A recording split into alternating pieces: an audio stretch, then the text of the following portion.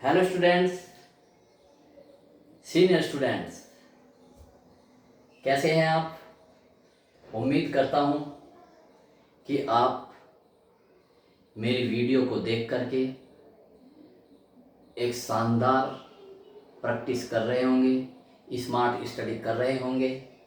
तो देखिए स्टूडेंट्स, फिर से हम एक सवाल लेकर के उपस्थित है जो कि 5-5 नंबर का है। इसलिए स्टूडेंट्स इस वीडियो में मैं इस लेसन के हर एक वैरायटी के न्यूमेरिकल कराऊंगा। ओके स्टूडेंट्स, तो आज फोकस हम कर रहे हैं व्हीट स्टोन सेतु पर। ठीक है स्टूडेंट्स, व्हीट स्टोन सेतु क्या होता है, किस तरह से उसमें होता है, वो किसी भी रूप में आ सकता है। सबसे पहले आप उसकी पहचान करेंगे दिए गए परिपथ की कि कहीं ये वैद्युत व्हीट स्टोन सेतु तो नहीं है। ठीक है स्टूडेंट्स, फिर से सुन लीजिए स्टूडेंट्स एक बार। जब बोर्ड के एग्जाम में आप बैठेंगे और सवाल देखेंगे, कोई परिपथ वाला सवाल जिसमें इस तरह से ये है प्रतिरोध लगे होंगे, सेल लगेंगे, तो सबसे पहले मेरी बात ध्यान रखना कि सबसे पहले आप चेक करेंगे कि कहीं ये व्हीट स्टोन सेतु तो नहीं है। अगर व्हीट स्टोन सेतु है तो व्हीट स्टोन सेतु की तरह ही होगा, फिर और किसी से तरीके से नहीं होगा। तो देख लीजिए, तो स्टूडेंट्स यदि आपने पहचान करने में गलती कर दी, आप कितने भी उसमें झक मारते रहेंगे और वो परिपथ का न्यूमेरिकल नहीं हो सकता। और कितने स्टूडेंट्स कितने नंबर का आएगा, 5 नंबर का। तो ठीक है स्टूडेंट, तो सबसे पहले आप उसकी जांच कैसे करेंगे कहीं व्हीट स्टोन सेतु है या नहीं है। तो व्हीट स्टोन सेतु की क्या मैंने बताई थी, उसमें 4 भुजाएं होती है, वो किसी भी रूप में हो। वो त्रिभुज का आकार भी ले सकती है, चतुर्भुज का आकार भी ले सकती है स्टूडेंट्स। ठीक है, आप कहोगे सर 4 भुजा और चतुर्भुज त्रिभुज की भुजा कैसे हो सकती है। देखो ये लीजिए, देखिए स्टूडेंट्स, ये लीजिए, ये लीजिए, देखिए कितनी भुजाएं है, 4, 1 2 3 4। ये भी व्हीट स्टोन सेतु है स्टूडेंट्स। ठीक है, तो उसमें क्या होनी चाहिए, 4 भुजा, और एक एक भुजा में एक एक प्रतिरोध होना चाहिए, तो वो होगा व्हीट स्टोन सेतु। ठीक है स्टूडेंट्स, कितनी भुजा होनी चाहिए, 4 भुजा होनी चाहिए, और उसमें एक एक भुजा में देखो वो होना चाहिए। तो देखते हैं अपने इसमें, देखिए देखिए दिया गया हमारा परिपथ व्हीट स्टोन सेतु है, क्योंकि देखो 4 भुजा है। कौन कौन से स्टूडेंट्स, अभी देखिए स्टूडेंट्स, अभी मैंने अपनी ओर से इसमें कुछ नहीं किया, सब आपको ज्यों का त्यों मिलेगा।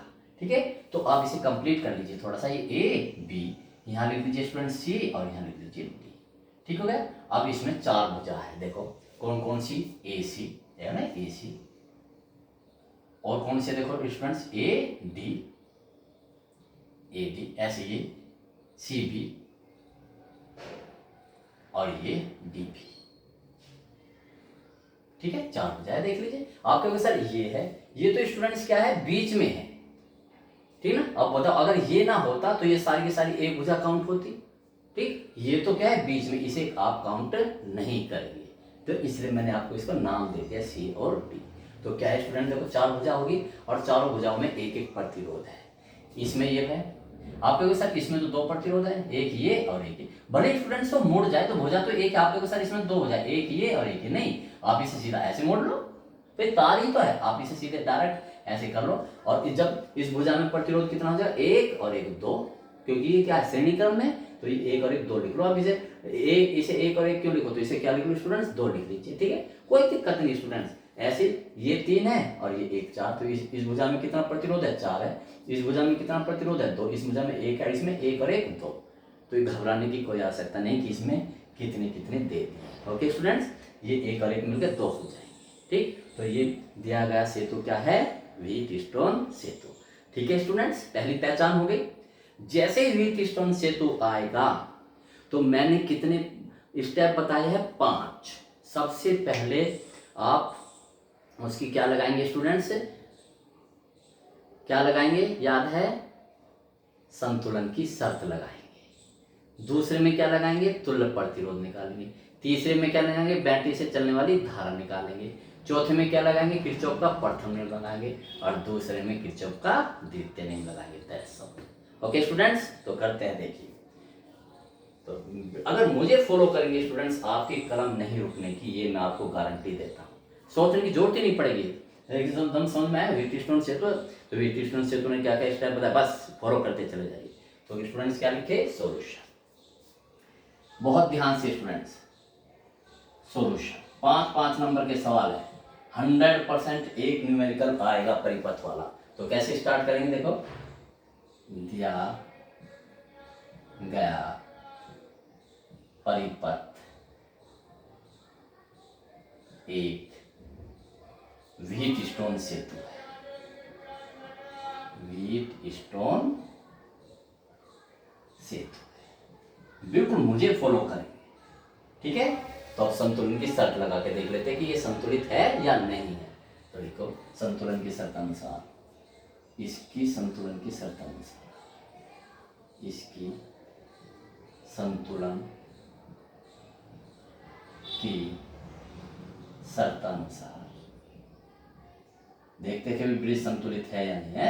एक तो चेक कर ले व्हीटस्टोन सेतु है, ये क्या होगा, P/Q = R/S। 5 नंबर के स्टूडेंट सवाल है।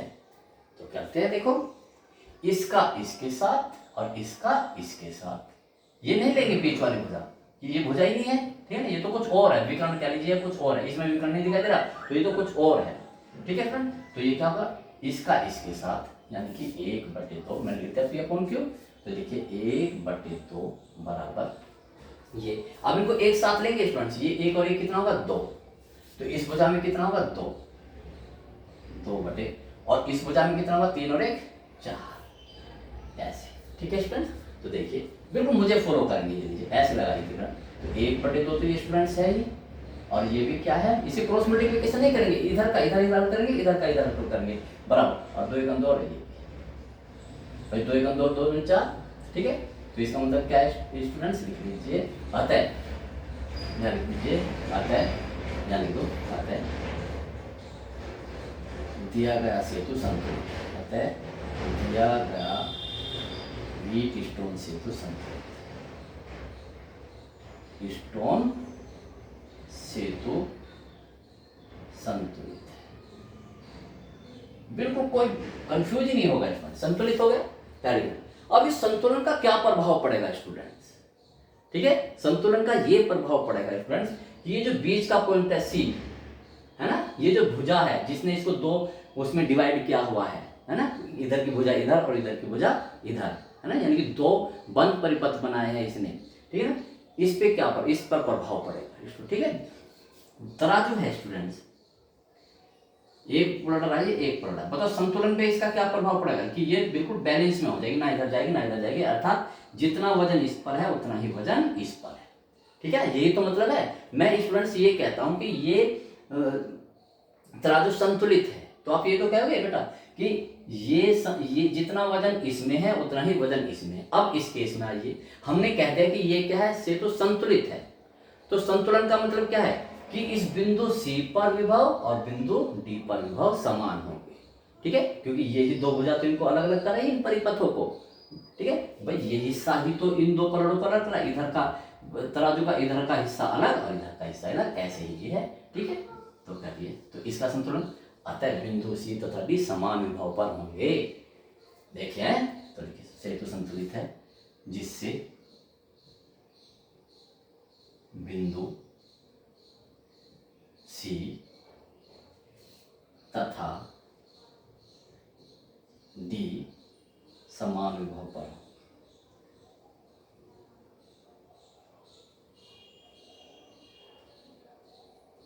हो गए, समान विभव पर होंगे। अब देखिए इस समान विभव होने पर क्या प्रभाव पड़ेगा, समान, तो इसमें धारा, इसमें इस 5 ओम वाले में धारा, बताओ किधर से, मान लीजिए ये भी स्टूडेंट्स प्लस के 5 वोल्ट है, ये भी प्लस के 5 वोल्ट है, और धारा किधर से किधर की ओर बहती है, ऊंचे विभव से नीचे विभव की ओर, जैसे पानी ऊंचे तल से नीचे तल की ओर बहता है। तो बताओ इसमें C से D की ओर बहेगी, D से, क्योंकि ये भी 5 है ये भी 5, तो धारा बहेगी नहीं, तो लिख दीजिए अतः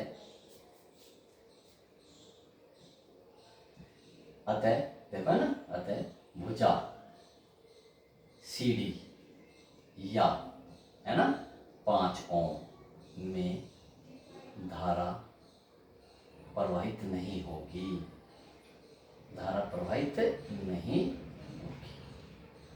ठीक है, यानी कि ये लीजिए, ठीक है स्टूडेंट्स। अब क्या सर इससे धारा प्रवाहित नहीं होगी, तो जब हम, ठीक है, जब हम अगले स्टेप में चलेंगे तो यानी कि इसको छोड़ देंगे, इस भुजा को बिल्कुल छोड़ देंगे, क्योंकि इसमें धारा ही नहीं बह रही। जब धारा नहीं बह रही तो इसका इस बैटरी पर कोई लोड नहीं पड़ने का, कोई प्रभाव नहीं पड़ने का। ओके स्टूडेंट्स, तो चलते आगे। कितना स्टेप होगा, एक स्टेप हो गया, हमने लगाई संतुलन की शर्त, और संतुलन की शर्त से हमने क्या क्या डिसाइड किया। अगला आपको पता है परिपथ का बाह्य तुल्य प्रतिरोध निकालेंगे, ठीक है ना।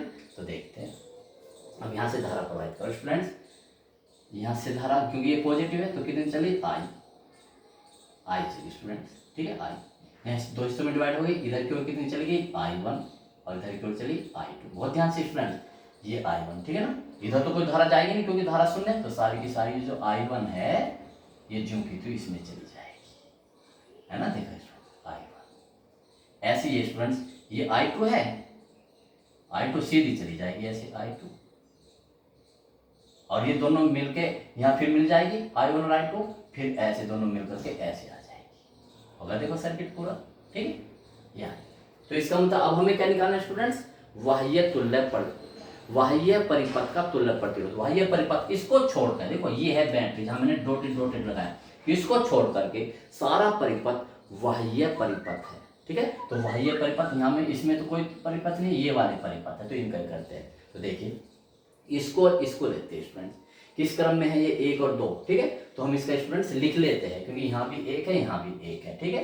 तो देखिए ये, अब ऐसे कर लीजिए भाई, ये AC भुजा का प्रतिरोध, इससे बहुत अच्छा, और CD भुजा का प्रतिरोध 1 ओम 2 ओम किस क्रम में है स्टूडेंट्स, ये किस क्रम में है, ये श्रेणी क्रम में, क्योंकि जितनी धारा इसमें जाएगी। और देखो करने का तरीका देखिए, वरना आपको यहाँ थोड़ी सी डिफिकल्टी होगी, ठीक है। तो करते देखो, तो देखिए भुजा, तरीका तो देखिए स्टूडेंट्स, भुजा AC का प्रतिरोध कितना है स्टूडेंट्स, 1 ओम, है ना भाई। इसकी बात करें, AC भुजा का प्रतिरोध 1 ओम, तथा भुजा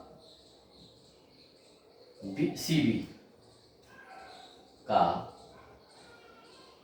प्रतिरोध कितना है स्टूडेंट्स, 2 ओम, है ना। आपको R1 R2 करने की भी जरूरत नहीं, भाई इसकी बात करें श्रेणी क्रम में होंगे, श्रेणी क्रम में होंगे, ठीक है। अब माना इनका तुल्य प्रतिरोध क्या मान लो, माना इनका तुल्य प्रतिरोध क्या है स्टूडेंट्स, R डैश है।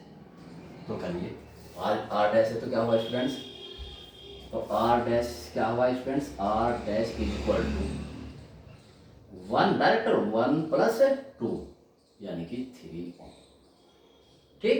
इसी प्रकार अब लिख दो, इसी प्रकार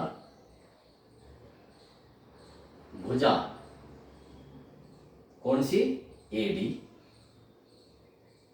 का प्रतिरोध कितना है, देखो भुजा A लिखी, A से D तक, ठीक है ना। तो इसे तो कितने मोड़ लो, अब ये वायरिंग ऐसे जा रही है, ऐसे गई, ऐसे गई, आप सीधे भी जा सकते थे, ठीक है। तार के मोड़ने से कोई फर्क नहीं पड़ता स्टूडेंट्स। तो देखिए, तो 1 और 1 2, तो 2 लिख लीजिए, 2 ओम, तथा भुजा कौन सा, ये लीजिए DB का प्रतिरोध कितना है स्टूडेंट्स, 3 और 1 4, श्रेणी क्रम में होंगे, क्रम में। माना इनका तुल्य प्रतिरोध,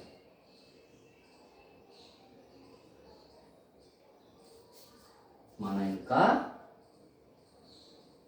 तुल्य प्रतिरोध R2 मान R, ये R1 मान, ये R1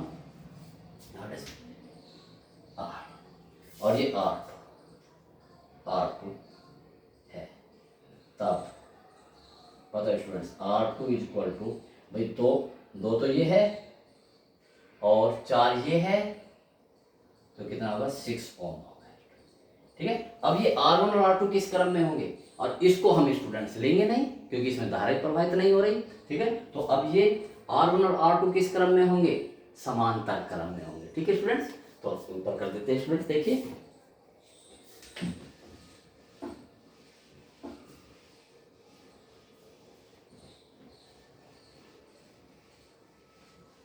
कीजिए R1 तथा R2, R1 तथा R2 समांतर क्रम में होंगे, समांतर क्रम में होंगे, ठीक है। अब माना इनका तुल्य प्रतिरोध अतः, है ना। अब तो कोई नहीं बचा, आप कहोगे सर ये बच गया 0.5, ये तो इसके अंदर का है, हमें तो बाह्य परिपथ यहाँ से स्टार्ट होता है, इससे बाहर के लिए। तो अतः बाह्य परिपथ का तुल्य प्रतिरोध, यह परिपथ का तुल्य प्रतिरोध R, है ना। कैसे होगा, 1/R बराबर 1/R1 प्लस 1/R2 के समांतर क्रम में लगेगा वैल्यू। तो 1/R1 कितना था स्टूडेंट्स, 3 प्लस, और ये कितना था 6, ठीक है ना। करवा लो कितना होगा, आपको तो पता है, डायरेक्ट इसमें 2 से गुणा कर लूँ, ठीक है ना। 2 एकम 2 और 1, भाई यहाँ 6 बढ़ाने के लिए 2 से मल्टीपल कर लो ऊपर नीचे, तो 2 एकम 2 और 1 3/6 यानी कि 1/2। तो R कितना आ गया स्टूडेंट्स, 2। तो कितने स्टेप पूरे हुए स्टूडेंट्स, 2 स्टेप पूरे हो गए। संतुलन की शर्त लगा दी और क्या लगा दिया, तुल्य परिपथ हमने निकाल लिया। अब थर्ड स्टेप में सेल से चलने वाली धारा, तो कहते देखो सेल से चलने वाली धारा, बहुत इजी स्टूडेंट्स। अतः सेल से चलने वाली धारा प्रैक्टिस करेंगे आप, अतः सेल से चलने वाली धारा, चलने वाली धारा, ये लिखेंगे स्टूडेंट्स। आई क्या फॉर्मूला होता है, I = E/R plus small r। देखो R इसलिए हमने पहले निकाल लिया, तो क्या होगा स्टूडेंट, देखो I = E कितना है 2.5 बटे R कितना निकाला हमने, 2 निकाला, और ये कितना है R का मान 0.5। तो I = कितना है स्टूडेंट, ऊपर भी 2.5 नीचे भी 2.5, तो कितना होगा I बराबर 1 एम्पियर, ठीक है स्टूडेंट्स। कितने स्टेप हो गए, 3। अब वो क्या निकालना, A तथा B के बीच प्रवाहित धारा, देखो A तथा B के बीच, तो A तथा B के बीच में क्या होगी स्टूडेंट्स, I बहेगी, भाई ये धारा तो बहेगी बिंदु A तथा B के बीच, तो आगे हमें करने की आवश्यकता नहीं है। अगर वो इन I1 और I2 के मान भी ज्ञात करवाता है स्टूडेंट्स, तब हम 4th स्टेप और 2nd और 5th स्टेप भी करते, तो हमारे यहाँ से बात बनेगी। तो आप लिख दोगे अतः बिंदु A तथा B के बीच बहने वाली धारा 1 एम्पियर होगी। 5 नंबर पक्के स्टूडेंट्स। करने का तरीका देखिए स्टूडेंट्स, कितना मोस्ट इफेक्टिव, कहीं भी एक शब्द का भी सस्पेक्टेड या उलझन नहीं है, ठीक है स्टूडेंट्स। नेक्स्ट क्वेश्चन की तरफ बढ़ते हैं। तो देखिए स्टूडेंट्स, एक और परिपथ देखिए, तो ये आ गया, स्टार्टिंग करें, पेपर में आ गया, कैसे करेंगे सोचिए, कहीं ये व्हीटस्टोन सेतु तो नहीं है, ठीक है। डिस्कस करते हैं। व्हीटस्टोन सेतु में कितने बंद परिपथ होते हैं, 2 होते हैं, और उसमें भुजा कितनी होती है, 4 होती है। देख लीजिए, देखो इसमें इसको यहाँ पर स्टूडेंट्स इसे ए दे ली, इसको ए यहाँ ना दे करके इसको यहाँ दे लीजिए, कोई फर्क नहीं पड़ता, इसको ए यहाँ दे लो या, ठीक हो गया। इसके नाम दे दो जहाँ जहाँ जंक्शन है, देखो ये तार एक तार यहाँ जोड़ रहा है, इसे सी दे दो, एक तार यहाँ जोड़ रहा है, तो एक बंद परिपथ ये रहा, एक बंद परिपथ ये रहा, ठीक है।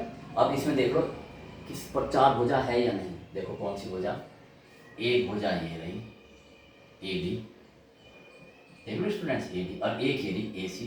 स्टूडेंट्स वो भुजा हो जाती है, देखो ये दूसरा तार निकल गया ना, तो भुजा बस सिर्फ इतनी रह गई, ये ए सी, ये सी डी, ये देखो पहले स्टूडेंट्स ये क्या बी सी, देखो यस स्टूडेंट्स बी सी, या सी बी क्या से, और यहाँ से आता है क्या बी डी, ठीक है। तो इसमें कितने आप क्या सर ये तो इसके बीच में, चलो कोई नहीं, ऐसे भी समझ में आया मेरे पास। बड़ा बहुत स्टूडेंट बहुत तरीके हैं, तो देखिए दो वो है, आपको सर है कि ये व्हीट स्टोन सेतु है, तो इसका सही रूप देखिए, करें स्टार्ट करें, बहुत आसान स्टूडेंट्स। ये जो बिल्कुल आमने सामने का बिंदु ए और ये बी, बाहर बाहर वाले ये ए और ये बी, ये लिख लीजिए स्टूडेंट्स, ये लिख देखो ये अब जादू होने वाला है स्टूडेंट्स, ये लीजिए जादू ए और बी, ठीक हो गया। और यहाँ लिख लीजिए सी, ए और बी तो स्टूडेंट्स लिख लीजिए जो आमने सामने है। अब एक पॉइंट यहाँ बनाइए, इसे सी लिख दीजिए और एक यहाँ पर बना दीजिए डी, हो गया। अब देखिए अब इनके बीच में ए और सी, ये रहा ए और सी, ये तो एक प्रतिरोध जोड़ दीजिए, ए और सी कितना है स्टूडेंट्स, ये 5, ठीक हो गया। कोई भी जोड़ लो, आप इसे ले लो, देखिए मेरे मेथड यूनिक होंगे जो आपको शायद कहीं मिले ही ना, आप इसे ले लो, कहीं से भी स्टार्ट कर दो, लो इसे ले लो बी डी, कहीं से भी लो, ये रहा बी और ये रहा डी, जोड़ दो प्रतिरोध, कहीं से भी स्टार्ट कर दो, ये रहा बी और डी, इतना परफेक्ट मेथड है। सी और ये लो, कहीं कोई भी जोड़ दीजिए, ये रहा सी और देखो ये रहा बी, कितना है 10,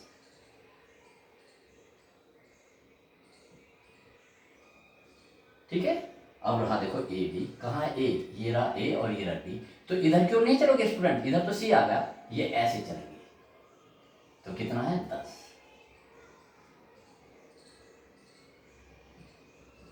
ये लीजिए, ठीक है।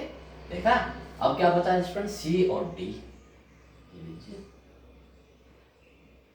सी और डी कितना है 10 ओम, ठीक। अब ए और इसके बीच में जोड़ दीजिए,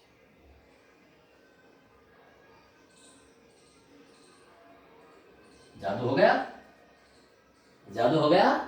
क्या क्या बना दिया स्टूडेंट्स, क्या बना दिया, इसका ये रूप बना दिया। तो यानी कि दिया गया परिपथ क्या है, व्हीट स्टोन सेतु, जो कि व्हीट स्टोन सेतु का सही रूप है। सही फॉर्म तो ये है ना स्टूडेंट्स, तो जैसे कितना इजी स्टूडेंट्स, तो करते हैं सॉल्यूशन, तो करिए स्टूडेंट, हेडिंग डाल लीजिए सॉल्यूशन।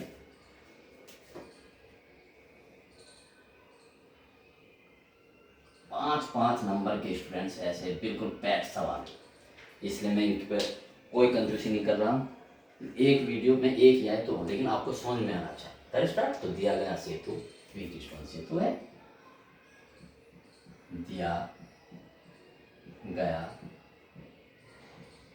परिपथ एक व्हीट स्टोन सेतु है, एक व्हीट स्टोन सेतु है, यहाँ लिखो स्टूडेंट्स सेतु, ठीक है। अब जब स्टूडेंट्स आपको ये पता चल गया कि व्हीट स्टोन सेतु है, तो आपको उसको हल करने का मेथड बहुत अच्छी तरह से आता है, ठीक है। तो सबसे पहले संतुलन की शर्त लगाएंगे, संतुलन की शर्त अनुसार मुझे इस वीडियो पे लाइक जरूर मिलने चाहिए और सब्सक्राइब भी बढ़ने चाहिए, संतुलन की शर्त अनुसार, क्योंकि ये वीडियो बहुत मोस्ट इंपॉर्टेंट है। क्या P upon Q equal to R upon S, ठीक है। तो कीजिए इसका इसके साथ अनुपात स्टूडेंट्स 5/10, ये तो अनुपात हो जाए, इसका इसके साथ और इसका इसके साथ 10/20 करो 5, ऐसे क्रॉस मल्टीप्लिकेशन नहीं हल करोगे इसे, इधर का इधर हल करोगे, इधर का इधर करोगे, 1/2, ये भी 1/2 दे होगा ना स्टूडेंट्स। तो क्या है, अतः व्हीट स्टोन सेतु क्या है, संतुलित है, अतः दिया गया व्हीट स्टोन सेतु, व्हीट स्टोन सेतु एक संतुलित संतुलित व्हीटस्टोन सेतु है।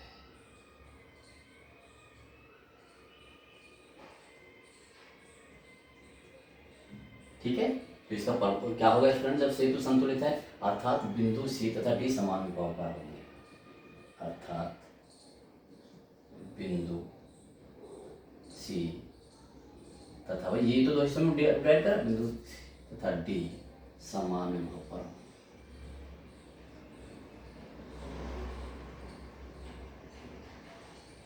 ये सब सवाल स्टूडेंट्स बोर्ड में होंगे। ठीक हो गया, समान विभव पर होंगे तो स्टूडेंट्स क्या प्रभाव पड़ेगा, तो इसे और थोड़ा सा पूरा कर लीजिए। देखिए यहाँ से धारा प्रवाहित हुई स्टूडेंट्स, ये चला आई चली यहाँ से, यहाँ दो हिस्सों में डिवाइड होगी, I1 इधर I2 इधर, इसमें कोई धारा नहीं प्रवाहित होगी। सॉरी समान विभव पर होंगे तो इसमें सी डी भुजा में कोई धारा प्रवाहित नहीं होगी। अतः ये लिख लीजिए, अतः विकर्ण या भुजा भी कह कोई दिक्कत नहीं होगा, अतः विकर्ण सी डी है ना, यानी कि 10 ओम में कोई धारा प्रवाहित नहीं होगी, कोई धारा प्रवाहित नहीं होगी।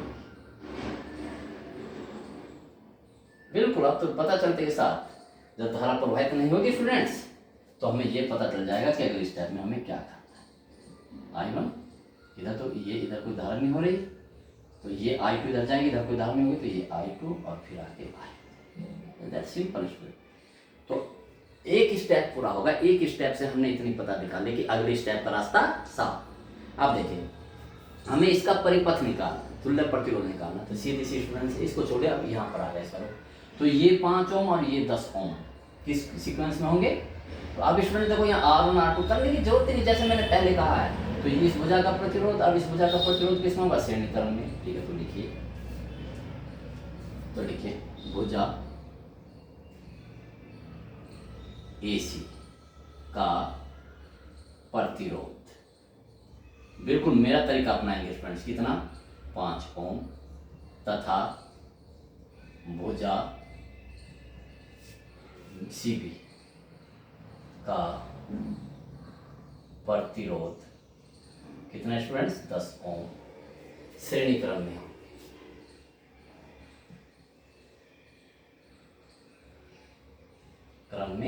होंगे। ठीक है, माना इनका तुल्य प्रतिरोध R1 मान लो, माना इनका तुल्य प्रतिरोध कितना है, R1 है। तो देखिए तो R1 स्टूडेंट्स क्या होगा, तो R1 इक्वल टू 5 प्लस, देखो 5 है और ये 10 है, श्रेणी क्रम में जुड़ जाते हैं सीधे, तो यानी कि स्टूडेंट्स होगा R1 बराबर होगा 15 ओम। ठीक है, 15 ओम होगा।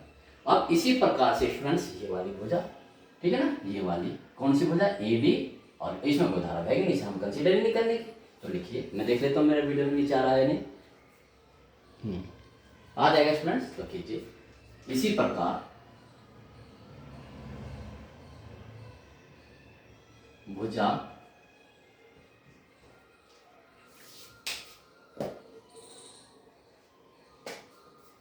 कौन सी स्टूडेंट्स, AD का प्रतिरोध कितना है, 10 ओम, ये हो रहा है ना 10 ओम, तथा भुजा DB का प्रतिरोध कितना, 20 ओम, श्रेणी क्रम में हो, श्रेणी क्रम में हो। माना इनका तुल्य प्रतिरोध R2 मान लो, माना इनका तुल्य प्रतिरोध R2 है। ठीक है, तुल्य प्रतिरोध R2 कर लो स्टूडेंट। तो R2 इक्वल टू ये 10 है, सीधे सीधे जुड़ जाते हैं, और ये 20 है, 20, तो R2 कितना हो गया, 30। ठीक हो गया। अब ये R1 और R2 किस क्रम में होंगे स्टूडेंट्स, पता है आपको किस क्रम में होंगे, आपका कोई सर ये 10 ये रहेगा बीच का, इसमें तो कोई धारा प्रवाहित नहीं, तो इसे कंसीडर नहीं करेंगे। अब ये R1 और R2 होंगे स्टूडेंट समांतर क्रम में। तो नीचे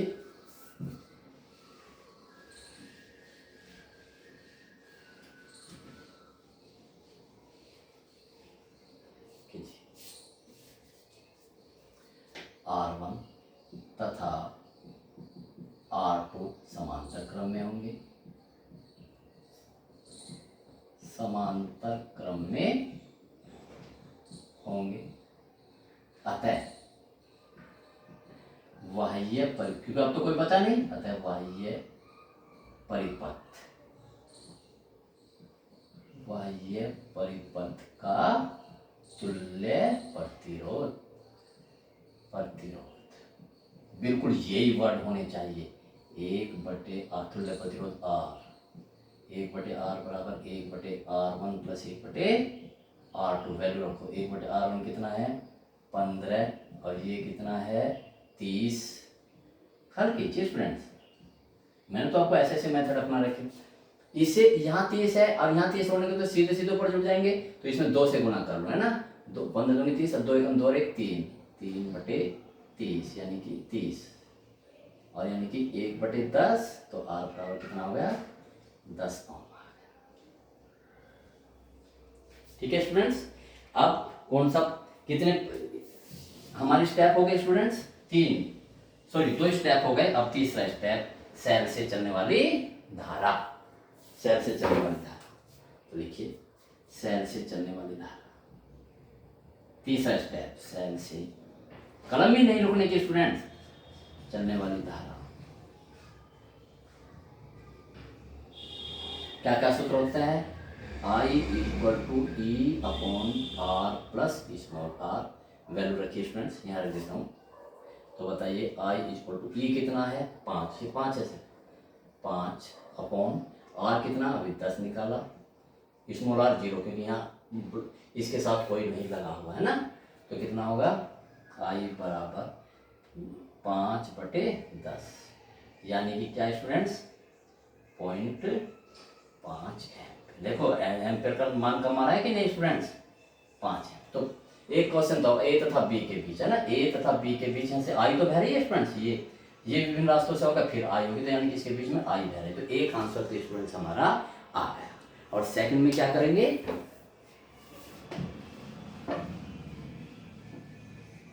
क्या निकलवा रहे, वैद्युत शक्ति का मान।